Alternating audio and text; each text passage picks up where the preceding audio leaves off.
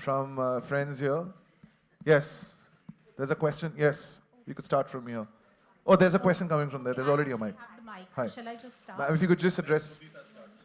Okay, I have the There, mic, so I'm just yes. going to start. Hi. My question's for Andy, actually. I know Suren just asked you about Jungle Book in the modern context, but my question is actually a variation on that. What would you say is the relevance of the story today, especially with the whole sort of man-animal conflict, conservation, the environment? There's like kind of sharks, Jaws made sharks scary. Is there a possibility that kids might be afraid of tigers after this? I'm just wondering about all these sort of things. And the film does have layering about these things. Yeah, I mean, I think that our version of the film does. First of all, it digs into the notion of what it is to be an outsider. That is perhaps the most important aspect of the film. What it is to feel displaced. What it is to not feel that you belong anywhere. And that's why I think it will resonate. We live in a world that is full of people who are told to find differences in others rather than accept others. And that is one of the things that I think is incredibly powerful about this story of belonging. I think on a sort of very small kind of political level, you can't make a version of the Jungle Book now in 2018 without recognizing when it was written, where it was set, the history of the time, and we've tried to bring that to bear in some small way in the film, in the way that in the human relationship to the jungle, in the terms of colonization, in the terms of the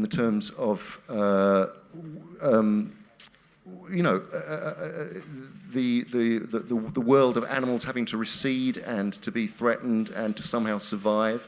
So there is a comment on the fact that we are daily losing great swathes of paradise in our world. And historically, when Rudyard Kipling was writing this book, and what he means, and I firmly believe that his DNA is part of this storytelling. This boy that was brought up in India, whose first language was Hindi, who then was sent away to live in a foreign land. And was abused as a child. So I think that all those aspects really play into a modern retelling, and I don't think you can actually do it by doing a whitewashed version of this film. I think you have to connect with the place that it was originally written and based, and I think that's what we've done. And a quick question for your son. What was it like working with Dad and doing what he's made so famous the world over with his performance capture techniques? Yeah, it was great working with him. Obviously, it's cool to see that he's developed this way of acting, and it's been cool to try out, the performance capture suit. But it was cool because we'd go into work together, and then we'd come back, and it was just like a normal day. Me getting home from work, him getting home from work. So it was cool. It was a new experience. All right, there's a question coming from Rudrani. Yes. Hi, Rohan. I thought you were fantastic in the trailer. What's very interesting is that Mowgli, in different versions, has been always seen as this boy who's been brave, but yet there's this cuteness about him. What we see here is more like a warrior towards the end, where you sort of take on the world. Did you ever think, if you read books, that you would sort of be portraying this version slightly darker, slightly more fierce in your research, or whatever you thought you would do it? I mean, for a boy growing up in the jungle, you would kind of have to be kind of fierce, to compete with these animals and everything. But also, I think our movie is kind of closer in tone to Rudyard Kipling's book, which it goes kind of deeper a lot with the characters. And also, something that I really admire about Mowgli is really just his perseverance, because obviously he was dealt a very bad hand in life, and his parents were killed in the jungle when he was just a child. And stuff like that. He just keeps getting obstacles thrown at him over and over and over again, but he still manages to find a way to just push through those obstacles. So I think that's really amazing about him. My question also, thank you so much, Rohan. My question is for Mr. Anil Kapoor. I was having this discussion with Andy earlier about how we've never seen Baloo being so authoritative. He's always been presented more in this comical sort of buffoonery, who sort of also has a light laughter in the film. But here it's got this a little bit more complex layers. Was that all something that sort of attracted you in when you're voicing it out, when you're portraying? Did it sort of help to do this character in a different twist? First of all, let me be very honest. I was very, it was an honor for me that I was approached to do Baloo's character. And of course, when I saw the film and saw portions of it and read about it, I said, it's definitely more textured and more layered, so it made it much more exciting. And of course, it became a bit, I have to be very honest, because there was, whenever I got stuck, and because you see, obviously, we're used to having the director when we are doing the voiceover, so I was, if he was not there physically present, but Andy's voice was there. So whenever I got stuck, I would hear his voice again and again and again and again, and understand what is he thinking, how is he doing it. So thank you very much. Thank you very much. So because it became a great reference for me, whenever I got stuck, you see, my interpretation was there, but there are times when you need someone to bounce. So this was a great time. I would listen to it 6 times, 7 times, 8 times, and understand it, and then go and do it. So that made it much more exciting for me. Yeah. Thank you very much. Yeah. Thank you.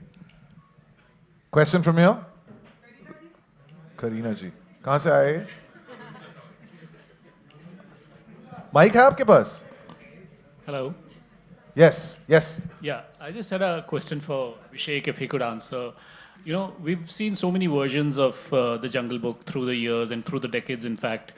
What do you think is about this story that, allows so many frequent retellings of it over and over again? What exactly draws people to this story again and again? I think what's wonderful about the story that Rudyard Kipling had written is that it appeals to every age group through time. When I was a kid, in the early 80s, and we watched Disney's Jungle Book, which I was told today released in '67, your favorite character inevitably was Baloo, because he was the fun-loving guy. As a kid, you like that. But then when you grow older, your choices change. And then as an adult, you prefer a character like Bagheera because he represents certain responsibilities and values which reflect within you.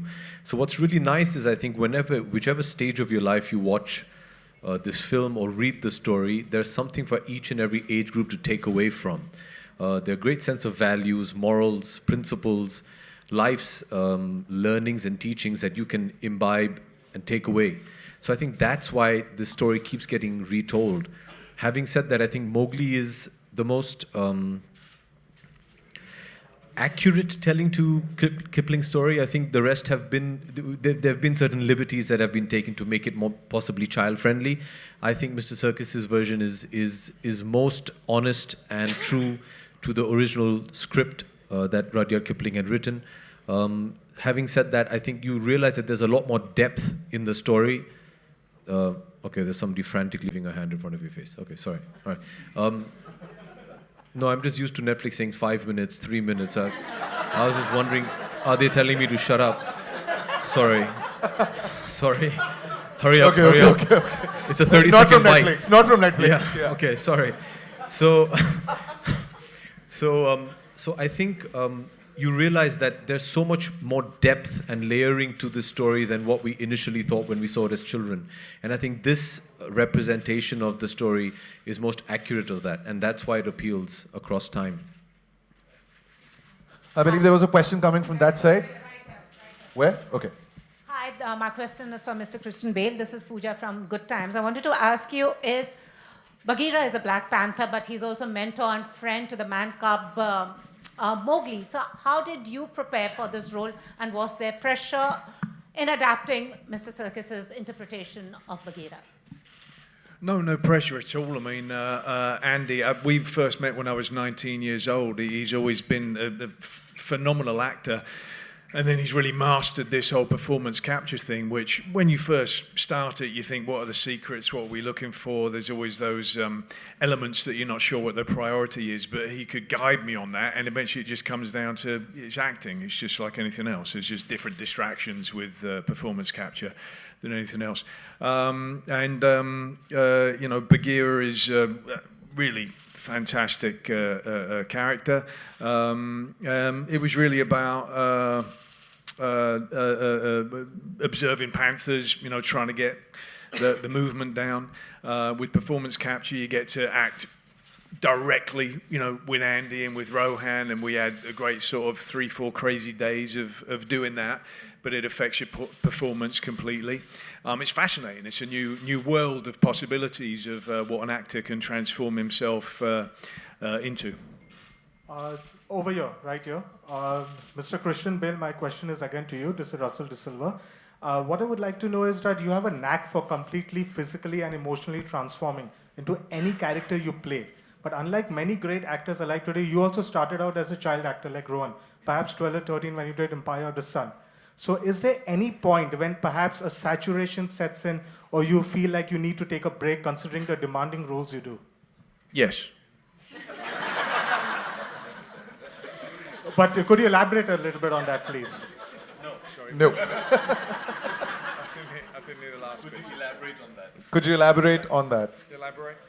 Yeah, you just got to stop acting, be human. But Rowan's got tons of different interests. He's a really intelligent kid, way more intelligent than I will ever be in my lifetime. And just being curious about different things, and that informs being a good actor. You got to walk away from it. You got to walk away from films. I imagine every actor up here will say that. Acting itself doesn't lead to better acting, life, and living that. And so enjoying your downtime. And I'm always someone who I'm kind of kicking and screaming before I go work. I don't actually love working.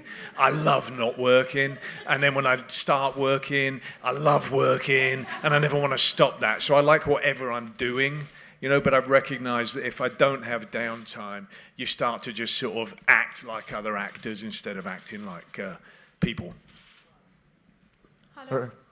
Where, ma'am? Here.